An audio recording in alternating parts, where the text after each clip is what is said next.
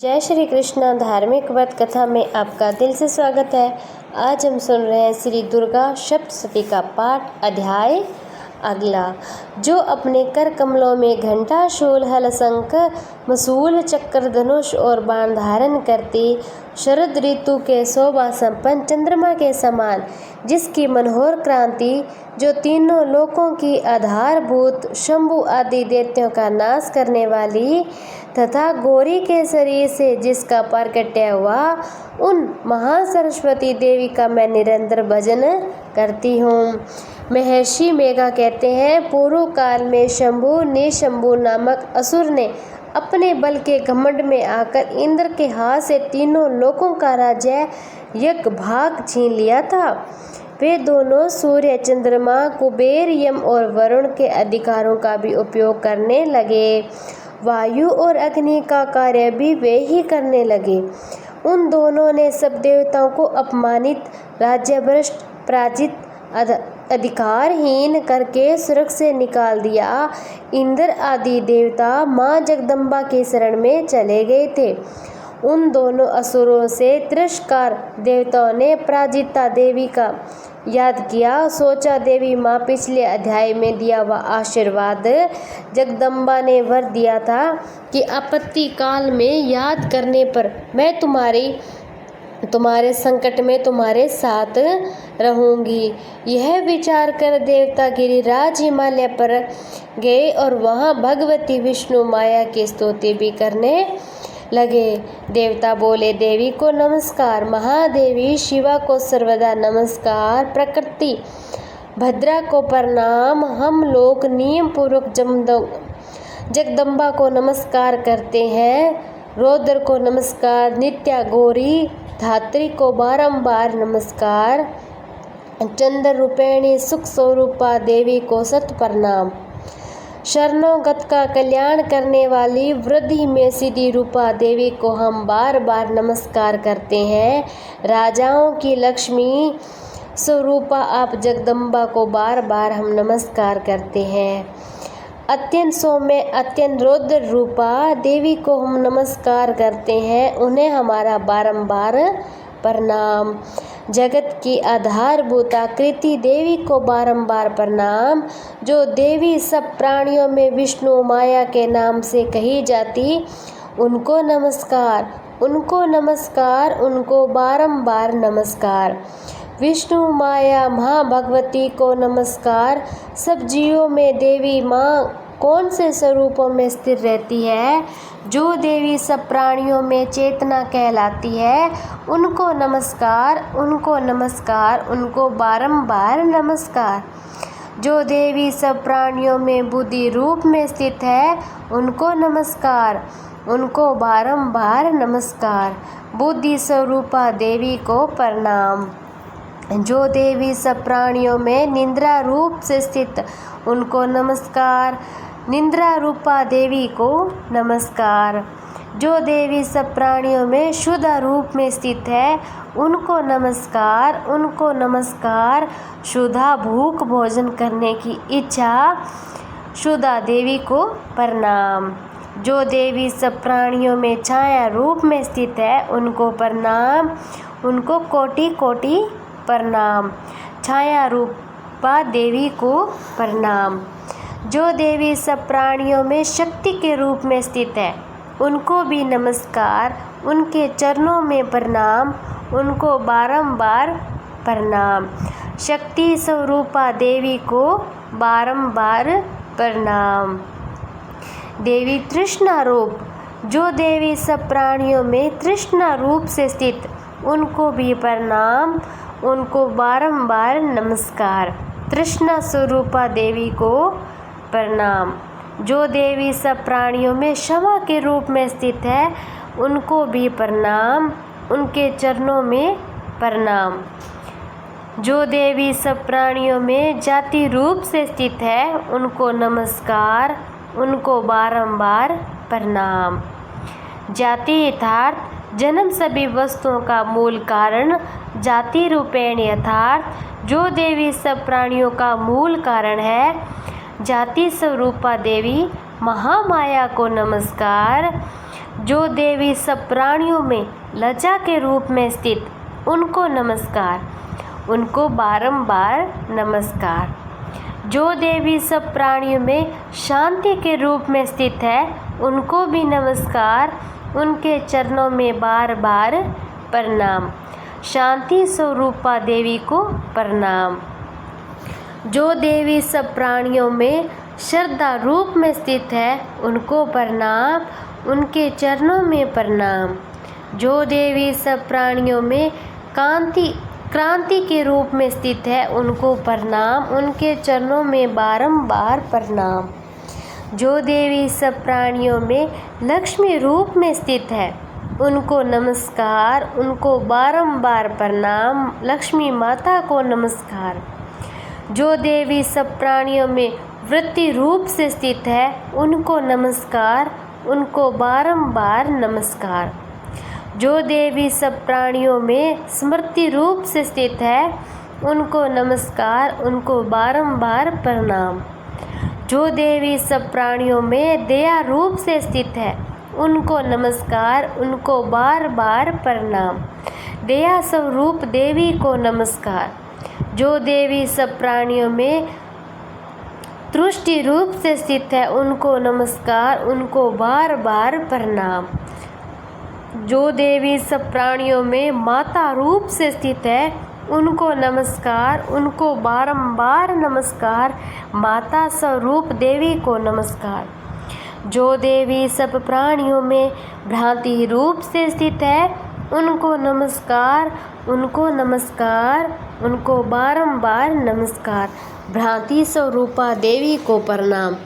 जो जीवों के इंद्रिय वृत्त की अधिष्ठात्री देवी सब प्राणियों में सदा व्याप्त रहने वाली उन व्याप्त देवी को बारंबार नमस्कार। कण कण में स्थित देवी को प्रणाम। जो देवी चैतन्य रूप से इस संपूर्ण जगत को व्याप्त करने की स्थित, उनको नमस्कार, उनको बारंबार नमस्कार। चैतन्य स्वरूपा देवी को प्रणाम। पूर्व काल में हम अपने अभीष्ट को प्राप्ति होने से देवताओं ने जिनकी स्तुति की तथा देवराज इंद्र ने बहुत दिनों तक जिनका ध्यान किया, वह कल्याण की साधना भोता ईश्वरी हमारा कल्याण मंगल करे, सारी आपत्तियों का नाश कर डाले। माँ दुर्गा हमारा कल्याण करो, माँ जगदम्बा हमारे संकट को दूर करो। उद्दंड दैत्यों ने सताए हुए हम सभी देवता जिन परमेश्वरी को इस समय नमस्कार करते हैं तथा जो भक्ति से विनम्र पुरुषों द्वारा याद किए जाने पर तत्काल ही सभी संकटों का नाश कर देती है, वे जगदम्बा हमारा संकट दूर करो। देवी माँ हमारे संकट को आप दूर करो। देवी पार्वती, अंबिका, कौशिक कालिका, देवी पार्वती देवताओं से पूजती है। मेघा ऋषि बोले, राजन, इस प्रकार जब देवता स्तुति कर रहे थे उस समय पार्वती देवी गंगा जी के जल में स्नान करने के लिए वहां आई। देवी पार्वती ने देवी शिवा का प्रकट होना, उन सुंदर बाहों वाली भगवती ने देवताओं से पूछा, आप लोग यहाँ किसकी स्तुति कर रहे हैं? तब उन्हीं के शरीर कोष से प्रकट हुई शिवा देवी बोली, देवी शिवा, दैत्यों के अंत के बारे में बताती हूँ। शंभु दैत्य से तिरस्कर और युद्ध में निशंभु से पराजित यहाँ एकत्रित हुए ये समस्त देवता मेरी ही स्तुति कर रहे हैं। अम्बा जी का नाम कोश की कैसे पड़ा? माता पार्वती के शरीर कोश से अंबिका का भाव हुआ है, इसीलिए वे समस्त लोकों में कोश की कही जाती है। कोश की देवी को प्रणाम नमस्कार। पार्वती देवी का नाम कालिका देवी भी कैसे पड़ा? कौशिकी के प्रकट होने के बाद पार्वती देवी का शरीर काले रंग का हो गया था, अतः वे हिमालय पर रहने वाली कालिका देवी के नाम से भी विख्यात हुई। काली माता को नमस्कार। चंड मुंड शंभु निशंभु का संवाद। चंडमुंड ने माँ अंबिका को हिमालय पर्वत पर देखा। तदंतर शंभु निशंभु के भर्त चंडमुंड वहां आए। उन्होंने परम मनोहर रूप धारण करने वाली अंबिका देवी को भी देखा। अंबिका देवी को भी नमस्कार। चंडमुंड शंभु राक्षस को माँ अंबिका के बारे में बताते हैं। वे शंभु के पास जाकर बोले, महाराज, एक अत्यंत मनोहर स्त्री जो अपनी दिव्य क्रांति से हिमालय को प्रकाशित कर रही है, चंडमुंड देवी के बारे में पता लगाने के लिए कहते हैं। वैसा उत्तम रूप कहीं किसी ने भी देखा न होगा। असुर, पता लगाइए वह देवी कौन सी है, उसे ले लीजिए। चंडमुंड देवी के स्वरूप के बारे में बताते हैं। स्त्रियों में तो वह रत्न है, उसका प्रत्येक अंग बहुत ही सुंदर है, अपनी प्रभा से संपूर्ण दिशाओं को प्रकाश फैला रहे हैं। दैत्यराज, अभी वह हिमालय पर ही में मौजूद है, आप उसे देख सकते हैं। चंडमुंड द्वारा असुर शंभु निशंभु की प्रशंसा। हे प्रभु, तीनों लोकों में मणि, हाथी और घोड़े आदि जितने भी रत्न, वे सब इस समय आपके चरणों में शोभा पा रहे हैं। इंद्र से ऐरावत, पारिजात, उच्च श्रेवा घोड़ा, हाथियों में रत्नभूत ऐरावत या पारिजात का वृक्ष व घोड़ा, ये सब आपने इंद्र से लिया। ब्रह्मा जी का विमान कुबेर से निधि, हंसों से जुता हुआ यह विमान भी आपके आंगन में शोभा पाता है। यह रत्नभूत अद्भुत विमान जो पहले ब्रह्मा जी के पास था, अब आपके यहाँ लाया गया। वह महापत नामक निधि आप कुबेर से छीन लाए। समुद्र से किंजकलनी माला, समुद्र ने भी आपको किंजकलनी माला नाम भेंट की, जो केसरों से सुशोभित है, जिसके कमल भी कुम्हलाते नहीं। वरुण का सोने का छत्र, प्रजापति का रथ, सुवर्ण की वर्षा करने वाला वरुण का छत्र भी आपके घर में शोभा पाता है। तथा यह श्रेष्ठ रथ जो पहले प्रजापति के अधिकार में था, अब आपके पास है। मृत्यु की शक्ति, अग्नि से वस्त्र, रत्नों का भंडार, मृत्यु की नामक शक्ति भी आपने छीन ली है। वरुण का पाश, समुद्र में होने वाले सब प्रकार के रत्न आपके भाई निशंभु के अधिकार में है। अग्नि ने भी श्वेत शुद्ध किए हुए 2 वस्त्र आपकी सेवा में अर्पित किए। चंडमुंड शंभु देवी को जीतने के लिए कहते हैं। हे दैत्यराज, इस प्रकार सभी रत्न आपने एकत्रित कर लिया। फिर जो यह स्त्री में रत्न रूप कल्याणमयी देवी है, इसे आप क्यों नहीं अपने अधिकार में ले लेते? शंभु दूत को देवी के पास भेजता है। मेहदा ऋषि कहते हैं, चंडमुंड का यह वचन सुनकर शंभु ने महादैत्य सुग्रीव को दूत बनाकर देवी के पास भेजा और कहा, शंभु दूत को क्या कहना ये समझाता है। तुम मेरी ये बात कहना, ऐसा उपाय करना जिससे प्रसन्न होकर शीघ्र ही वे यहाँ आ जाए। शंभु निशंभु के दूत देवी माँ का स्वांत दूत देवी के पास जाता है। वह दूत पर्वत के रमणीय प्रदेश में जहाँ देवी माता मौजूद थी, वह वहाँ गया और मधुर वाणी में कोमल वचन में बोला। दूत समय के बारे में बताता है। दूत बोला, देवी, दैत्यराज शंभु इस समय 3 लोकों के परमेश्वर, मैं उन्हीं का भेजा दूत हूँ, यहाँ तुम्हारे पास आया हूँ। दूत शंभु निशंभु की तारीफ करता, उनकी आज्ञा सदा सब देवता एक स्वर से मानते हैं, कोई उनका उल्लंघन नहीं करता। वे संपूर्ण देवताओं को परास्त कर चुका है। उन्होंने तुम्हारे लिए जो संदेश दिया है उसे भी सुनो। दूत शंभु निशंभु का आदेश सुनाता है। संपूर्ण त्रिलोकी में मेरे अधिकार में है, देवता भी मेरी आज्ञा के अधीन चलते हैं। सभी यज्ञों के भागों को मैं परतक परतक भोगता हूँ। शंभु निशंभु के पास रत्नों का भंडार है। तीनों लोकों में जितने श्रेष्ठ रत्न है वे सब मेरे अधिकार में है। देवराज इंद्र का वाहन ऐरावत जो हाथियों में रत्न के समान है, मैंने छीन लिया। देवताओं से जीती हुई सारी चीज़ें मेरे पास। क्षीर सागर का मंथन करने वाले उच्च श्रेवा प्रकट हुआ। उस देवताओं ने मेरे पैरों पर पड़कर मुझे अर्पण कर दिया। गंधर्व नागों से जीती हुई वस्तु, सुंदरी, उनके सिवा भी जितने रत्न भूत पदार्थ देवता गंधर्व और नाग के पास थे, वे सब मेरे पास है। देवी, हम लोग तुम्हें संसार की स्त्रियों में रत्न मानते हैं, अतः तुम हमारे पास आ जाओ, क्योंकि रत्नों का उपभोग करने वाले हम ही हैं। अहंकार से भरी शंभु निशंभु की बातें। चंचल कटाक्ष वाली सुंदरी, तुम मेरी या मेरे भाई महाप्रताप कर्मी निशंभु सेवा में आ जाओ, क्योंकि तुम रत्न स्वरूपा हो। शंभु देवी को महल में आने के लिए कहता है। मेरा वर्ण करने से तुम्हें तुलना रहित महान ऐश्वर्य की प्राप्ति होगी। अपनी बुद्धि से यह विचार कर तुम मेरी पत्नी बन जाओ। अब जगत जननी माँ भगवती दूत को समझाती है। मेधा ऋषि कहते हैं, दूत के यूं कहने पर कल्याण में ही भगवती दुर्गा देवी जो इस जगत को धारण करती है, मन ही मन गंभीर भाव से मुस्कुराई और इस प्रकार बोली। देवी ने कहा, दूत तुमने सत्य कहा, इसमें तनिक भी मिथ्या नहीं है। शंभु तीनों लोकों का स्वामी है, निशंभु भी उसी के समान पराक्रमी भी है। देवी दुर्गा दूत को अपनी प्रतिज्ञा के बारे में बताती है, किंतु इस विषय में मैंने जो प्रतिज्ञा कर ली है उसे मिथ्या कैसे करूं? मैंने अपनी अल्प बुद्धि के कारण पहले से जो प्रतिज्ञा कर रखी है उसे सुनो। देवी के समान बलवान वही उनका स्वामी जो मुझे संग्राम में जीत लेगा, जो मेरे अभिमान को चूर कर देगा। संसार में जो मेरे समान बलवान होगा वही मेरा स्वामी होगा। देवी शंभु निशंभु को युद्ध के लिए कहती है, इसीलिए शंभु अथवा निशंभु स्वयं ही यहाँ पधारे और मुझे जीतकर मेरा पाणी ग्रहण कर ले।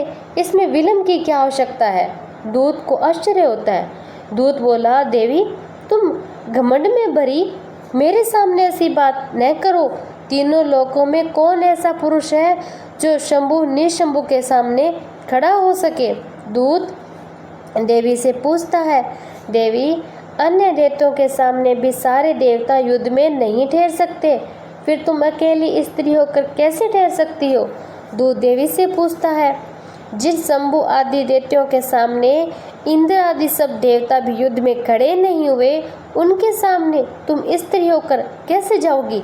निशंभु के दूत अज्ञानी वचन, इसलिए तुम मेरे ही कहने से शंभु निशंभु के पास चलो। ऐसा करने से तुम्हारे गौरव की रक्षा होगी। जब वे केस पकड़कर घसीटेंगे तब तुम्हें कैसे लगेगा और अपनी प्रतिष्ठा खोकर जाना पड़ेगा। देवी फिर से अपनी प्रतिज्ञा के बारे में कहती है। देवी ने कहा, तुम्हारा कहना ठीक है, शंभु बलवान है, निशंभु भी पराक्रमी है, किंतु मैंने पहले ही ये प्रतिज्ञा कर ली। देवी माँ दूत को जाने के लिए कहती है। अतः अब तुम जाओ, मैंने तुमसे जो कुछ कहा वह सब अपने स्वामी को कह देना, वे जो उचित जान पड़े वो कर। ऋषि कहते हैं, देवी का ये कथन सुनकर दूत को बड़ा ही आश्चर्य हुआ। उसने दैत्यराज के पास जाकर सब समाचार विस्तार पूर्वक कह सुनाया। अब दूत उस वचन को सुनकर दैत्यराज कुपित हो उठा और दैत्य सेनापति धूम्रलोचन से बोला, धूम्रलोचन तुम शीघ्र अपनी सेना साथ लेकर जाओ, उसके केस पकड़कर घसीटते हुए उसे बलपूर्वक यहाँ ले आओ। उसकी रक्षा करने के लिए यदि कोई दूसरा खड़ा हो तो वह देवता यज्ञ गंधर्व ही क्यों न हो, उसे अवश्य मार डालना। अब ऋषि कहते हैं, शंभु के इस प्रकार आज्ञा देने पर वह धूम्रलोचन दैत्य 60,000 असुरों की सेना को साथ लेकर वहां से तुरंत चल दिया। अब वहां पहुंचकर उसने हिमालय पर रहने वाली देवी को देखा, ललकार कर कहा, अरे तू शंभु निशंभु के पास चल। यदि इस समय प्रसन्नतापूर्वक मेरे स्वामी के समीप नहीं चलेगी तो मैं बलपूर्वक पकड़कर घसीटते हुए तुझे ले चलूँगा। देवी बोली, तुम्हें दैत्य का राजा ने भेजा है ना, तुम स्वयं ही बलवान हो और तुम्हारे साथ विशाल सेना भी है। ऐसी दशा में यदि मुझे बलपूर्वक ले चलोगे तो मैं तुम्हारा क्या कर सकती हूँ? ऋषि कहते हैं, देवी के यूं कहने पर असुर धूम्रलोचन उनकी ओर दौड़ा। तब अंबिका ने हूँ शब्द के उच्चारण मात्र से ही उसे भस्म कर दिया था। फिर तो क्रोध में भरी हुई दैत्यों की विशाल सेना अंबिका ने एक दूसरे के तीखे शस्त्र शक्तियों का फरसों की वर्षा आरंभ कर दी। इतने में ही देवी का वाहन सिंह क्रोध में भरकर भयंकर गर्जना करके गर्दन बालों को हिलाता हुआ असुरों की सेना में कूद पड़ा था। उसने कुछ दैत्यों को पंजों की मार से, कितनों को अपने जबड़ों से और कितनों को महादैत्यों को पटक कर होठ की डाढ़ों से घायल करके मार डाला था। उस सिंह ने अपने नखों से कितनों के पेट फाड़ डाले थे, थप्पड़ मारकर कितनों के सिर धड़ से अलग कर दिए थे और कितनों की भुजाएं मस्तक काट डाली थी। अपनी गर्दन के बाल हिलाते हुए उसने दैत्यों को पेट फाड़कर चीरकर उनका रक्त चूस लिया था। अत्यंत क्रोध में भरे हुए देवी के वाहन उस महाबली सिंह ने क्षण भर में ही असुरों की सारी सेना का संहार कर डाला था। शंभू ने जब सुना कि देवी ने धूम्र लोचन असुर को मार डाला, उसके सिंह ने सारी सेना को सफाया कर डाला, तब उस दैत्यराज को बड़ा क्रोध हुआ। उसका होठ कांपने लगा। उसने चंड और मुंड नामक 2 महादैत्यों को आज्ञा दी। शंभू चंडमुंड को देवी के साथ युद्ध के लिए भेजता है। ये चंड और मुंड, तुम लोग बहुत ही बड़ी सेना लेकर वहां जाओ। उस देवी को पकड़कर अथवा उसे बांधकर शीघ्र ही यहाँ ले आओ। यदि इस प्रकार उसको लाने में संदेह हो तो युद्ध में सब प्रकार के अस्त्र शस्त्र तथा समस्त आसुरी सेना का प्रयोग करके उसकी हत्या कर डालना। अब उसकी हत्या होने पर, सिंह के भी मारे जाने पर अंबिका को बांधकर साथ ही शीघ्र लौट आना। इसी के साथ में ये अध्याय यहीं समाप्त होता है। इससे अगला अध्याय कल मैं आपको सुनाऊंगी। जय माता दी, जय माँ दुर्गा देवी।